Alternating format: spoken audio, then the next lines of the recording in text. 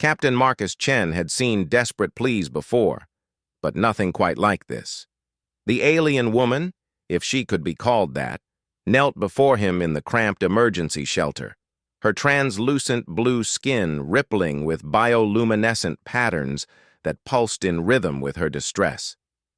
"Human," she said, her voice a melodic harmony that the universal translator struggled to render into standard English. "I am Zaraleth, last daughter of the Veltai clan. My people are dying in the quantum storm above.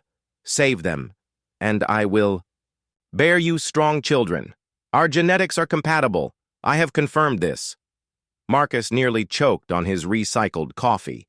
Behind him, Lieutenant Rodriguez coughed to cover what sounded suspiciously like laughter.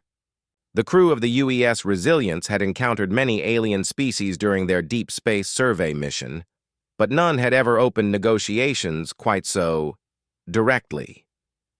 "Ma'am," Marcus said carefully, "while I appreciate the, generous offer, let's focus on the immediate problem.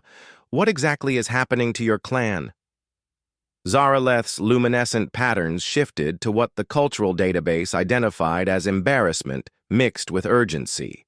She gestured toward the view screen where the massive quantum storm raged like a cosmic hurricane. Purple and silver lightning crackled through space-time itself, creating reality distortions that made Marcus's eyes water to look at. 37 of my people remain trapped in our generational ship," she explained.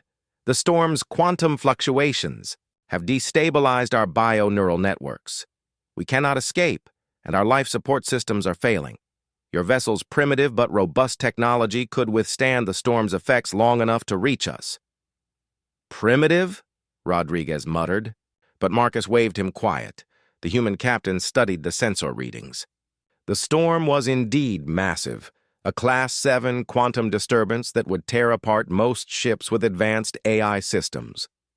But the Resilience was built like the old Earth naval vessels of centuries past, sturdy, redundant, and refreshingly analog in its backup systems. "Why us?" Marcus asked. "Surely there are more advanced civilizations that could help."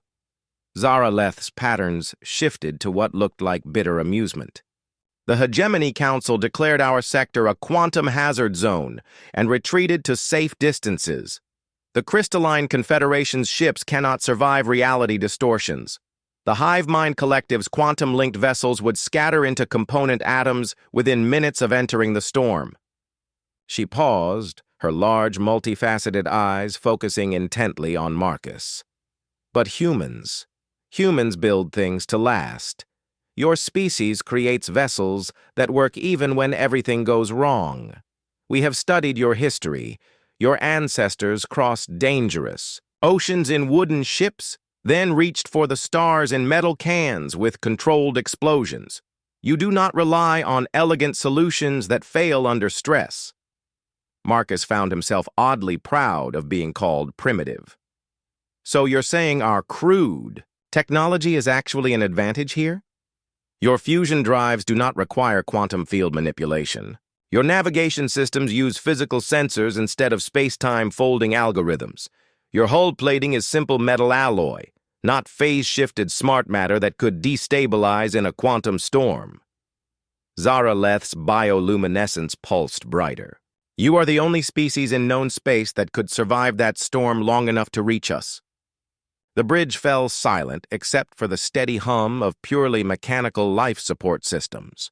Marcus looked at his crew, Rodriguez at tactical, Chen at engineering, Okafor at navigation, and Dr. Sarah Kim monitoring communications. They'd been together for 3 years, exploring the galaxy's forgotten corners in their deliberately primitive ship. "Sir," Rodriguez said quietly, "the storm's expanding. Even if we could reach them, getting back out would be significantly more difficult," Marcus finished. He turned back to Zaraleth. "You're asking us to risk our lives for people we've never met, using technology you just called primitive." The alien woman's patterns shifted to deep sadness. "I have nothing else to offer but my promise. In our culture, Bearing children with another species is the highest honor. It creates bonds between civilizations that last millennia. I cannot offer you wealth or technology you do not already possess better versions of. Dr. Kim stepped forward. Captain, I've been analyzing their distress signals. Life support is failing faster than she indicated. They have maybe 6 hours. Marcus closed his eyes, thinking of the Terran fleet motto, "We go where others cannot." When he opened them, Zaraleth was watching him with an expression that transcended species barriers. Hope warring with despair. Rodriguez, plot a course into the storm. Engineering, I want every backup system online. Navigation, prepare for manual control. Our computers are going to have a rough time in there. Marcus stood, straightening his uniform. We're going in. Zaraleth's entire body flared with brilliant light, patterns of joy cascading across her skin. You will truly risk everything for strangers? Lady, Marcus said with a grim smile, that's what humans do. As the Resilience turned toward the quantum storm, its hull plates already beginning to sing under the reality distortions, Marcus reflected on the irony. The galaxy's most advanced civilizations had dismissed humanity as primitive, their technology crude and backwards. But when elegant solutions failed and sophisticated systems crumbled, sometimes what you needed was a species too stubborn to know when to quit, and too foolish to let impossible odds stop them from doing what was right. The storm engulfed them, and Marcus Chen led his primitive human ship into the cosmic maelstrom to save the last of the Veltai clan.